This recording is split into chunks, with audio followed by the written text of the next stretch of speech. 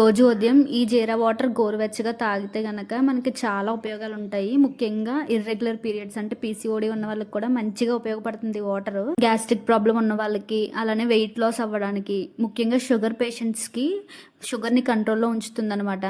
అలానే బ్రేక్ఫాస్ట్లోకి గోధుమ రవ్వ ఉప్మా అయితే తీసుకుంటున్నాను. ఇది మనకి ఎక్కువసేపు ఆకలి వేయకుండా చేస్తుంది అనమాట. అలానే కాన్స్టిపేషన్ ఇష్యూస్ని కూడా తగ్గిస్తుంది. ఇంకా తర్వాత మిడ్ స్నాక్గా నేను ఇక్కడ గోవా అయితే తీసుకున్నాను. పీసీఓడి ఉన్న వాళ్ళకి గోవా తినడం అనేది చాలా మంచిది. ఇందులో ఫైబర్ కంటెంట్ ఎక్కువ ఉంటుంది. మధ్యాహ్నం లంచ్లోకి వైట్ రైస్, బెండీ ఫ్రై, క్యారెట్ ముక్కలు తింటున్నాను నేను. మీకు ఒకవేళ పీసీఓడి ఎప్పటి నుండో ఉండి వెయిట్ ఎక్కువ ఉంటే కనుక వైట్ రైస్ తీసుకోవద్దు, బ్రౌన్ రైస్ తినండి. క్యారెట్ ఏంటంటే కొంచెం టమీ ఫుల్గా ఉంటుందని క్యారెట్ యాడ్ చేసుకున్నాను నేను. తర్వాత 3:30 ఆ టైంకి ఒక యాపిల్ కూడా తిన్నాను.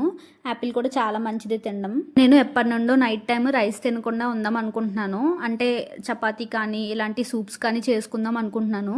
ఇంకా స్టార్ట్ చేశాను.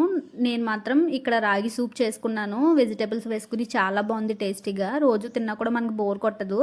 ఇంకా నైట్ ట్యాబ్లెట్స్ వేసుకుని నా డేని అయితే ఎండ్ చేశాను.